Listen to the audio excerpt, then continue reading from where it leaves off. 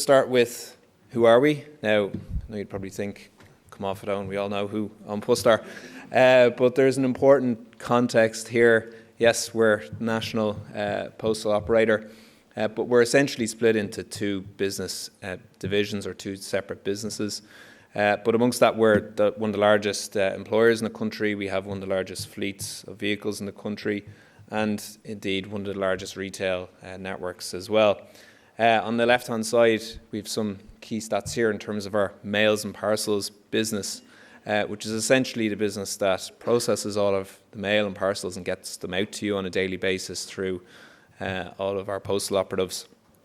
And on the right-hand side, we have our retail network, so nearly 900 post offices, the majority of those owned by independent postmasters, contracted. We have our social welfare payments, and then we also have our financial products as well. So that's the backdrop, and there's a real importance here in terms of the circular economy and how we developed our strategy. But I suppose what I really want to get across is, from this slide, is the breadth and scale of An Post at a national level, but also how ingrained we are in society and communities across the country when it comes to engaging with people. And I think that particularly came through during COVID, when there was a large number of people who on a daily basis may have only had one person to engage with, which was maybe the postal operative knocking on their door. So there's an important context when it comes to An Post and engaging the nation in terms of circular economy.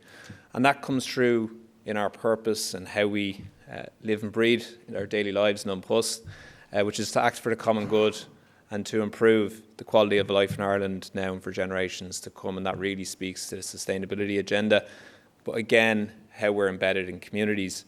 And we embed that purpose in what we do on a daily basis, as I say, in both sides of our business, in terms of our mails and parcels side of our business and our retail network.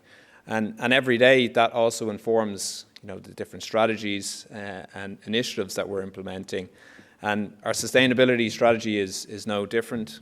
It's centred around the UN Sustainable Development Goals, and in particular 5 UN SDGs that are common to the European postal sector. And I'm going to show, I suppose, some of the initiatives that are lining up with those SDGs there today. And they're driven through the commitments we have across our strategy as well, whether that's net zero carbon, which I'll come on to in a moment, zero gender pay gap, the work we're doing on our fleet, sustainable procurement and other areas as well. And what we'll talk through is, some of the things we're doing across that strategy, but then really dive into what's happening on the circular economy.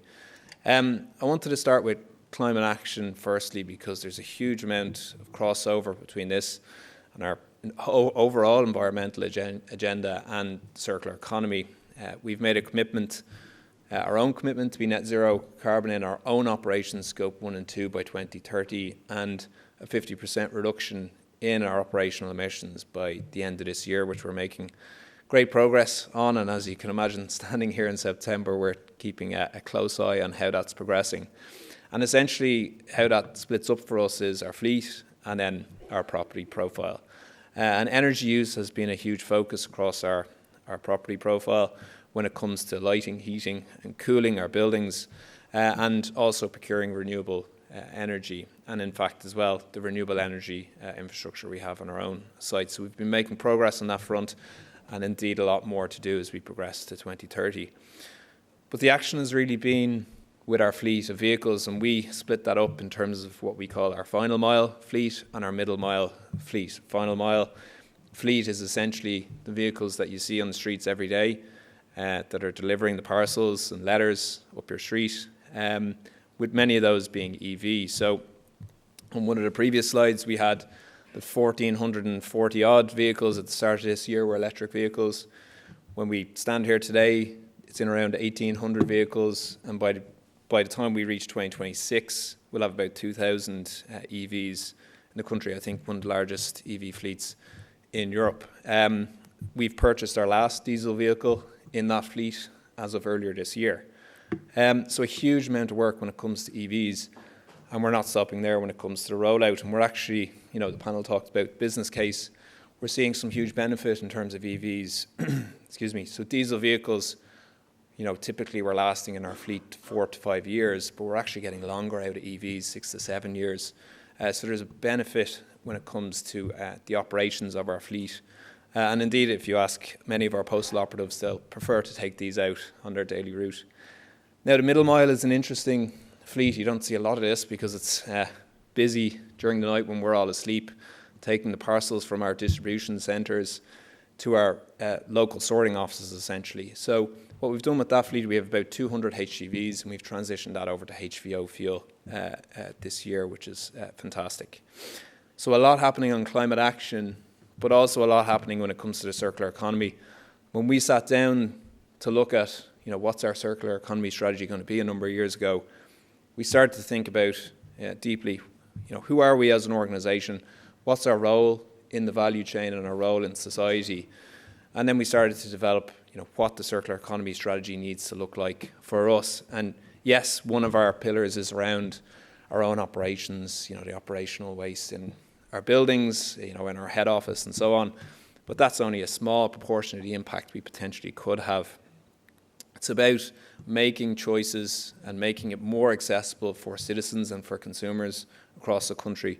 It's then also about making it easier for businesses to engage with the circular economy and then also engaging with our suppliers through our green public procurement work and engaging with them on what they can do to engage with the circular economy.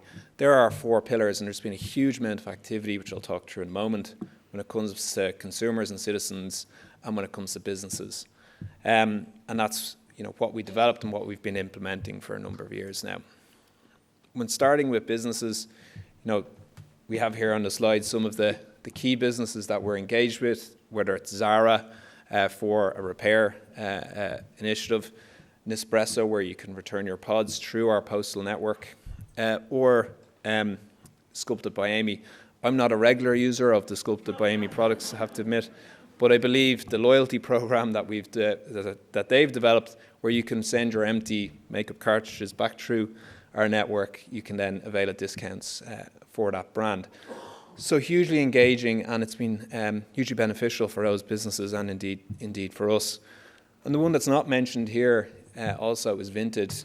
Many of the people in the room will know Vinted, but it's an online trading platform for trading your pre-loved items, we like to call it. And there's been huge engagement, practically going from 0 volume up to top 5 volume of parcels that we handle on a weekly basis. So Vinted has really exploded, and it's the younger demographic that really engage there. And how have we been doing that? And this is really what I wanted to get across today, the business engagement, but engaging with consumers and society and citizens more broadly. And we talked about a pillar of our strategy being making it more accessible. And the products that we put on the market are aiming to do that. So we have on the right-hand side some of our prepaid packaging, which is available now. And that's all through the concept of if it fits, it ships. So we no longer have weight as a principle in terms of sending prepackaged items. If you want to send 1 jumper or 5 jumpers, if they all fit in that box, they all get sent. And that's really to engage with the circular economy and to try and encourage citizens and consumers to engage with those products, and we're making them more accessible. And then we also had a role in terms of communicating that on a national basis. About 18 months ago, we moved out of the GPO to a new building down by the 3 Arena, but we did hold in the GPO a first pre-loved fashion event to basically communicate these products that they're on the market and to encourage consumers to start to engage with platforms like Vinted. And we've seen a huge increase in the engagement there. So I'm going to just show you a little bit about what that looks like. Somebody tell me to stop. If not, I'm gonna drop. At On Post, we're all about making it easy for you to sell and send what you don't wear or want anymore. And with simple prepaid packaging and 900 post offices across the country, you can sell and send with ease. And someone could be wearing your pre-loved stuff tomorrow. So sell it, send it, cash it in, all while trying to make the planet a little better. Living leaves a mark. Together, let's leave one we're proud of. On Post, for your world. Great. So that's the campaign that we had. And what we wanted to also do, or what I wanted to do, was, I suppose, pull out some of the more recent activity and how that's been a success with consumers at a wholesale level. So, as I mentioned, we moved to the new EXO building out of the GPO, and we hosted our second Pre-Loved event with media, journalists, but also personalities from the circular economy world, online and in social, all to come together and talk about, how people can engage further with the circular economy, with the businesses that are out there, and indeed with our network. And that event was streamed through all of our social media channels and what my marketing colleagues call an always-on campaign. And that's reached 2 million people so far, all engaging about the circular economy. Equally, earlier this year, we did another small campaign around Nespresso and our pods that we've talked about already, the return through our network. And we saw a 140% uplift in engagement and activity around that. So it just shows that when you have engagement and at the right level, people are really interested in the initiatives. And then lastly, just some more recent elements, whether it's Marley Park or Electric Picnic or Oasis, we've had boots on the ground talking about our circular economy activity and through pop-up shops. So we've had at all the major events engaging young people, pop-up shops where they can purchase something from a charity shop and send it back through our network to really start to get people thinking about how this works and how it can work with convenience for them. The other one that I wanted to talk about is our Oxfam programme, post back on the right-hand side. You'll see the bag that's on the middle image. And that's a programme that we launched with Oxfam around donating your pre-loved clothes to charity for a second life. So essentially you can go on the website and order that bag. It'll be delivered to your home through our network, and then we can come and collect it. One of our postal operatives will come and collect that, and it'll be donated to Oxfam. In the first month of that programme, we hit our yearly target of 20,000 items. So it just shows you, again, when it's designed correctly, with the right partners in mind and with a national network, that people do really engage in this, and it's fantastic to see. So I'm going to finish there, and hopefully that was a good snapshot of what we're doing. And just to leave a couple of points, we talked about the positive news. This is transformational, and we're at the start of that journey. I think Laura mentioned that at the beginning of the conference. It's about engagement, and how you engage is important, because we don't know what we don't know. And equally as well, for our activity in particular, it's about youth. Young people are extremely engaged in the circular economy. And again, when it's communicated effectively through the right channels, we've seen a huge uplift in activity around the circular economy through our network. And it's about harnessing that. So hopefully that was a good overview, and thank you very much. God bless.